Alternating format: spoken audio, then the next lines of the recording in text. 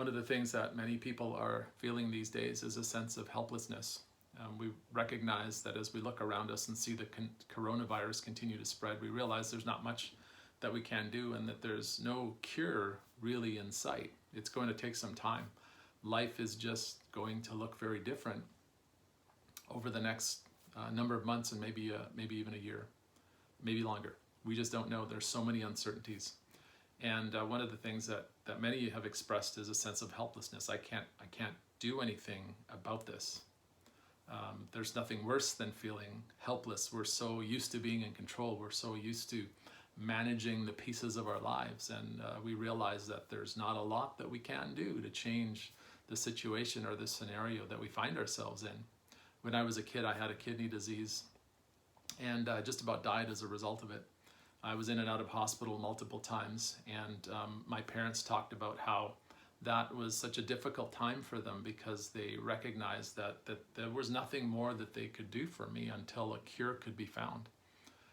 They had to release me. They had to kind of let me go, and they recognized that I was out of their hands, so to speak.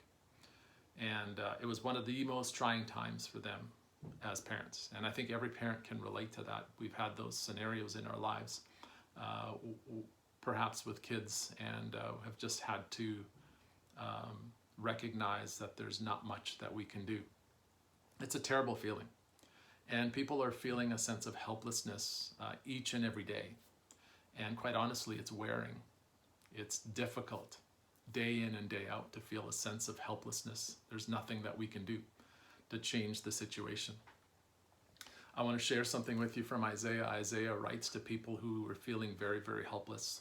They were dispersed throughout the Babylonian Empire, and they had a tremendous sense of helplessness in the face of their enemies and the situation that they were in. They were a drop in the bucket compared to the other world powers, so to speak, that existed at the time. And they realized that there was nothing that they could do to change their scenario, to change their situation. They were probably ready to give up and probably wondering if God would ever show up and deliver them. And Isaiah writes these words to them: "Lift up your eyes, look to the heavens.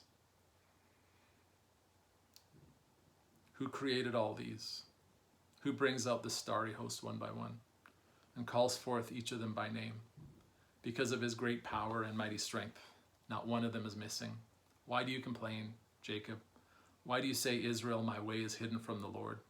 My cause is disregarded from my God. Do you not know? Have you not heard? The Lord is the everlasting God, the creator of the ends of the earth. He won't grow tired or weary, and his understanding no one can fathom. He gives strength to the weary, increases the power of the weak. Even youths grow tired and weary, and young men stumble and fall. But those who hope in the Lord will renew their strength. They will soar on wings like eagles. They'll run and not grow weary. They'll walk and not be faint." And so Isaiah is calling these people who were weary, tired, helpless, tired of their situation, calls them to look up, to look to God, to look to the greatness of God and the power of God, to recognize that this great, powerful God actually hasn't disregarded their way. He sees them, he knows them, he knows exactly what they're facing and what they're feeling. And then he says, those who hope in the Lord will renew their strength. Those who look to him and hope in him and trust to him and recognize and realize his presence in their midst day in and day out will actually be renewed and restored inwardly. Once where we were feeling helpless, when we begin to trust God, we begin to recognize that help is actually available and on its way. And so today, I want to encourage you to lift your eyes up, to look to him, to trust him in the midst of whatever it is you're facing in these days, and to draw your strength from him and your hope from him. Bless you this week.